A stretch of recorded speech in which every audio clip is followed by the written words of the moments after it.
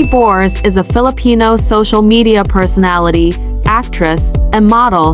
She gained popularity primarily through her presence on platforms like Instagram and TikTok, where she shares her lifestyle, fashion, and beauty-related content.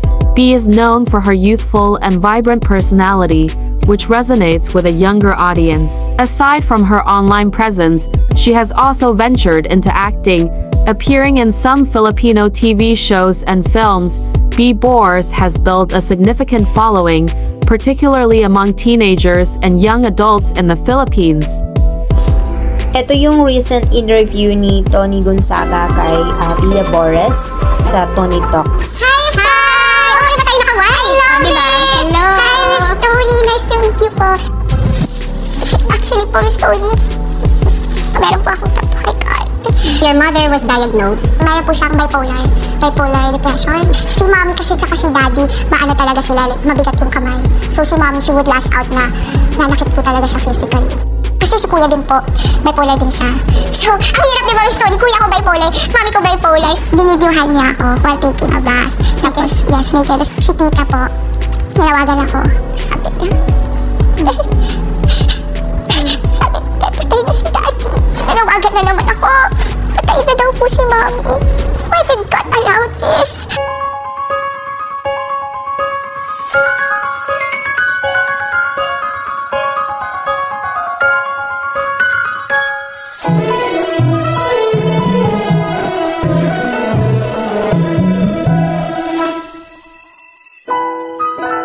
May nalaman ako na nag-vision board ka? Yes! Oh my gosh! Yung mga manifesting, mga ganun. Yes! And alam niyo po kung ano nasa vision board ko. Maniwala po kayo hindi, kahit mag-send pa po akong picture kay Ate AG para makita nyo. Nandun po yung Tony Talks, in-edit ko po talaga siya. Oh, bakit mo gustong i-share yung story mo?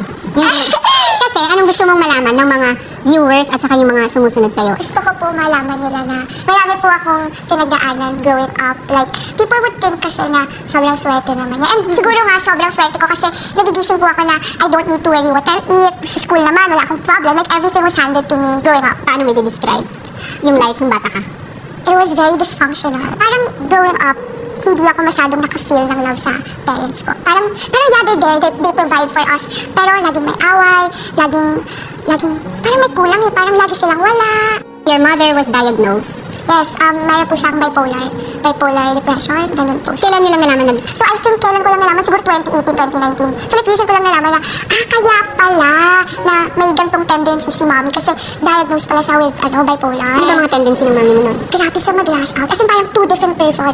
As in, sobrang ano nga lang ng pagitan, sobrang short lang ng pagitan. Parang nagsasnap agad. Yeah, nagsasnap agad. Tapos after that, magiging okay ulit siya. Paano yung snap? Si mommy kasi tsaka si daddy, maano talaga sila, mabigat yung kamay. So si mommy, she would lash out na nanakit po talaga siya physically. Like, I would go to school na mayroon akong pasa-pasa, ganyan. Tapos, yung kahit sa taping, mayroon ako dito malaking pasa. Hindi nga po makalimutan yung blight in kasi, as in, parang, kinalagkad talaga ako ni mommy sa stairs. Hindi rebelde ka ba na teenager? Feeling ko naging rebelde ako kasi siguro growing up, strict po kasi yung parents ko. Like, bawal kami lumabas, bawal kami mag-commute, sobrang protective po kasi ni daddy. So parang, ang naging friends ko lang talaga growing up my school friends, ganyan. So hindi talaga ako exposed sa labas. Yeah, parang sheltered ka, no? Yeah, sheltered po talaga kami ng mga kapatid ko. Pero nung bata ka, kung babalikan mo yung marriage ng mommy and daddy mo, happy marriage ba ang na-witness mo? Ayun, hindi din. Hindi happy marriage. Ano yung na-witness mo sa parents mo? Sobrang lagi po sila nag-away sa harap. As in, yung kaaway na sigawan ka? Yes, actually po mas malala na witness ng kuya ko. Like, ayun talaga, grabe na witness na yung pagkakaladkad ng kabit ng daddy ko. Tapos, nagaladkad ng nanay mo yung kabit? Yes. Saan? Sa bahay nyo? Sobrang tapang po kasi ni mommy. So, pumunta din si mommy sa bahay ng kabit. So, wala si daddy. Nandun. Kasi yun din po pala problema kay mommy. Like, kung sila na-witness namin yung galit niya, bata pa lang po kami. Hindi na process. Yeah, pa. Nandun ng kuya mo sa bahay ng kabit. Sinama ni mommy. Para ma-witness. Yes, wala lang po sila mag-away. I think growing up din pala parang sobrang lala po sila mag-away. As in, tutukan ng baril, gano'n. Na-witness. Yes, opo. Ano ginagawa niyo pag malalang away ng mommy daddy mo? Umiiyak lang po. Tapos the next day, magiging okay kasi pinapag-shopping kami. So parang gano'n. Parang, kaya feeling ko kulang ako sa love. Kasi parang ang way ng pag-love ni daddy, parang, or ni mommy, pag-treat ng pera, gano'n. Material things. Yes, material. So hindi na-cure or na-process yung hurt talaga na pinagdadaanan because the marriage was broken. Yes. Actually, my parents are not married eh. So, paano ang setup?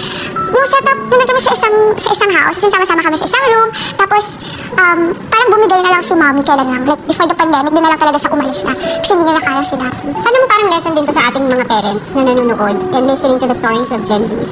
Diba nabasa natin yun? That if you do not heal from your childhood pain and trauma, you will pass it on to your children. Yes. Diba? Kasi kung hurt ka, ang tendency mo, i-hurt din yung mga tao sa People hurt people. Yes, diba? So parang ganun ang na-witness mo sa parents mo. Dahil wala kang naalala na happy. Yeah, as in, actually, if people would ask me when I was young kung anong wish ko, kahit wala kaming pera, basta masaya yung family ko.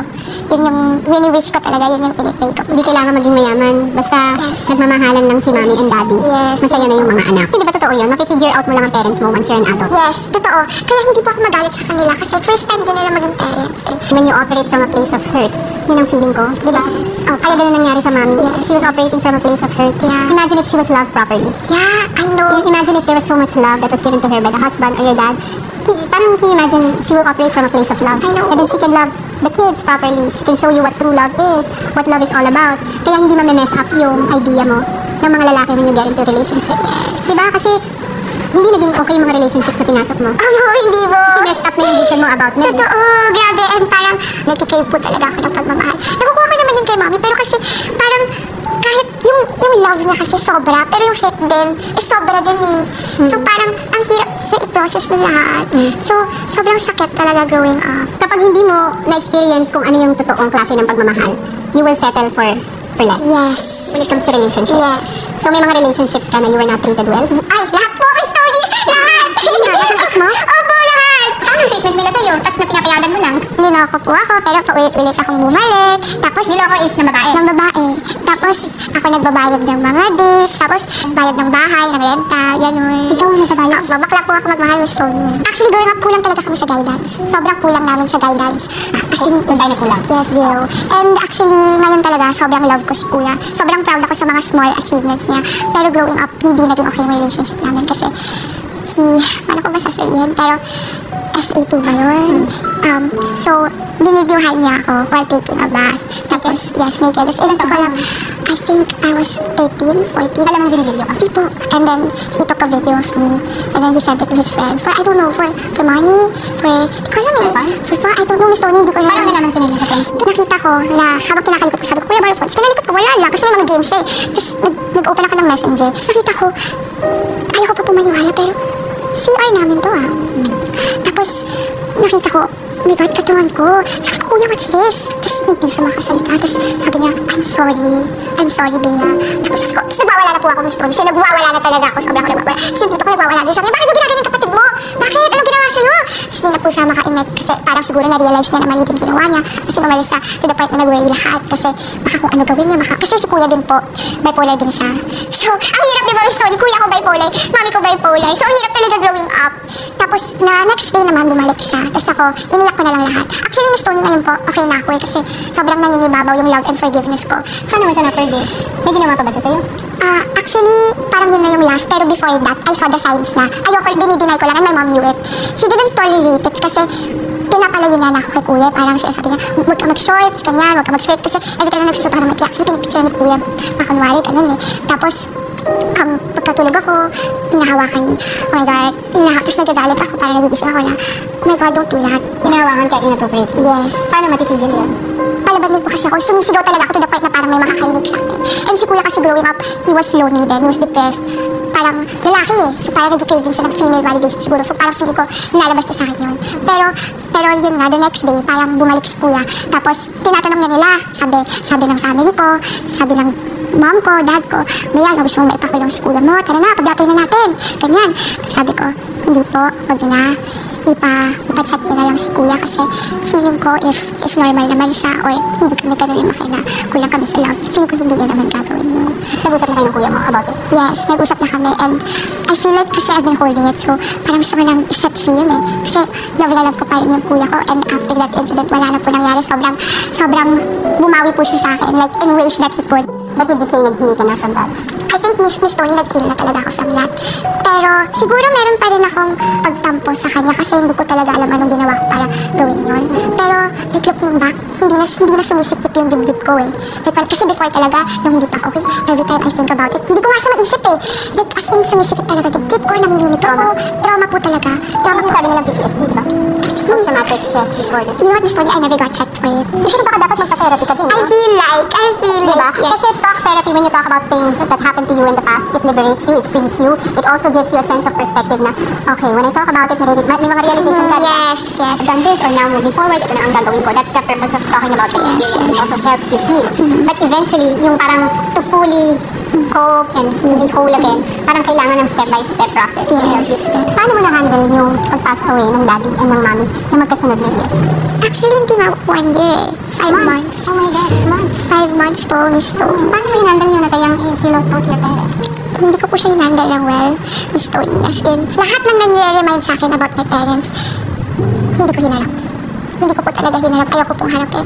So, Paano sinabi sa'yo na wala na yung daddy mo? na-hospitalize si daddy. Pero lagi siya naka-hospitalize. So, nakampante ako na, okay lang to, wala to. It's just another hospitalization. The day before po, nag-video chat kami ni daddy. Tapos pinapakita ko pa sa kanya yung binibig ko. Sabi ko, daddy, oh, look, oh. May binig ako. Sabi ko po, sorry, Miss Tony. Sabi ko sa kanya, magpagaling ka, daddy, ha? Kasi titikman mo pa yung binig ko. Alam kasi ni daddy na mahilig ako mag-bake. The next day, si tita po, tinawagan ako. Tapos alam mo po yung sabi niya,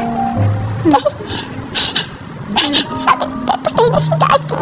Kasi tinaganan ko siya. 10, 9, 8. Kina-countdown na po siya, Miss Tony. Kasi ang sakit nun kasi sa call, like, I wasn't there. And it was COVID kasi. So, sobrang hirap. And then, actually, sobrang similar yung nangyari sa mom ko. Nang yun na naman, yung time na yun ako naman nasa taping ako. Tapos, may nanawagan na naman ako. Tapos, nung una, in denial ako. Like, sabi, uy, mami mo, in hospital, na heart attack. Sabi ko, wala yan. Sabi ko, 5 months ago lang naman. yeah, wala yan. Tapos, ayun po, same thing. As in, same. Video chat, 10, yung ganun po, 10, 9, 8. Tapos, ayun, sabi nila, patay na daw po si mami. Parang, okay na nga si daddy. Parang ginawa ko lang ang motivation yung test ni daddy. Kasi imagine niyo po, finals months ko yun. Pero humabol pa po ako sa pagiging dentist kasi pinamis ko, daddy, may atinista ka na, promise ko sa'yo, magiging dentist ako. Tapos ginawa ko, kinaya ko. Pero nung si mami, parang, nag-shatter na po yung world ko. Sabi ko, ayoko na, hindi ko na kaya.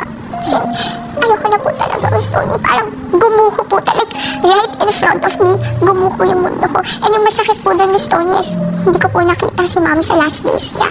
Hindi ko din nakita si daddy. Hindi ko man lang sila na-hug sa dying bed nila. Hindi ko man lang sila nasabi, ma, kumapit ka. Dad, kumapit. Hindi ko po sila na ganun, Miss Tony. And sobrang sakit talaga, Miss Tony. Kasi, actually po, Miss Tony, meron po akong tapo kay God. Kaya, yung first time ko po kayo makita, doon po ako ready na, sige na nga, open ko na yung heart ko kay God. Kasi, nakita tayo sa church? Yes, opo, that's the first time ulit na I went to church. Pero hanggang ngayon po kahit ino-open ko yung heart ko kay God, may mga questions pa rin ako na, parang bakit ganun? Parang kailangan nila mawala para mag-bloom ako, mag-grow ako. Like, paano naman yung mga kapatid ko, paano ako? Pero, nung last Ilang taon ka nung namatay yung parents mo, back to back? 19 po ako, Miss Tony. Yun, so nung last day po, parang nandun kasi nasa ni mama na please. Tapos sabi ko, Ate, why did God allow this? Bakit naman pati si mami? Sabi ko, bakit? Kasi galit na galit po talaga ako, Miss Tony. Di ba ang selfish na saya-saya ko ngayon, pero wala sila. Minsan, ang hirap din talagang intindihin ang mundo. Anong ginawa ko? Yeah. Diba? So, right now, sinabi mo na masaya ka. Yes. Bakit ka masaya ngayon? Masaya ako kasi okay na kami ng family ko. And sobrang masaya pero umiiyak. Here's of joy yun. Ano po kasi, Miss Tony, parang lumayo talaga ako. Parang naging walang hiya, walang kwenta talaga ako sa family ko. Pero ngayon po, love na love ko po yung family ko. Dati po kasi lagi ako naghahanap ng love sa mga tao. Pero narealize ko, ako yung puno ng love. So why not just give it to myself and my family? So, lahat po ng decision na ginagawa ko, lagi ko iniisip yung family ko. Na parang I feel din kasi na I wasted so much time na lumayo ako sa kanila. Pero sa kanila lang din pala ako magiging okay. So, kung dati hinahanap mo love, in your life right now, anong hinahanap mo? Hinahanap ko ngayon is acceptance talaga sa nangyari po talaga sa parents ko. Kasi kahit na nangyari na siya 2 years ago, hindi ko pa rin siya matanggap. Pero pero I'm slowly getting there. Sabi nga nila, di ba, kapag nangyari yung or something that's very traumatizing, di mo makakalimutan yung pain. You'll just learn how to live with it. And siguro ganun ako ngayon na I'm learning to live with the pain, pero this time, in a way na makakagrow ako.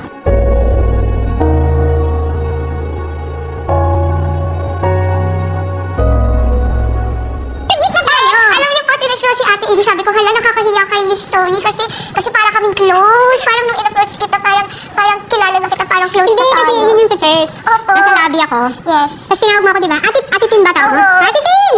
Ako yung sabi ko, Yung ba yan? Sabi ko, Ate Tin, nandiyan na po si Ate AG, di ba? Sabi ko, tapos sabi mo, yeah, sa taas na. Nakakahiya, sabi ko, tapos after doon ko po na-process na, ay, hindi pa pala tayo close. Oo, sabi ko, hindi na. Miss Tony, pwede ba tayo mag-picture? Oo naman. Ate, picture naman. Yes, everywhere po, lahat ng achievements ko. Dala mo yan? Dala ko to. Hindi ko makalimutan yung time na nanood kami ni Mami ng Starting Over Again, naging bonding namin. Uy, bata mo pa nun! Yes, and umiiyak po ako nun kasi umiiyak din si Mami and nakalaman ako ng word na closure. Ilang taon pa naman 2014, grabe. Wow. Ha! Taon ka lang nun! Umiiyak po ako, Miss Tony. That's the glimpse of her life, no, kay Bea Boris. Talagang don't judge the book by its cover. Despite sa iyang kaartihan sa life, talagang lumalaban pa rin siya at hindi sumusuko para sa kanyang pangarap.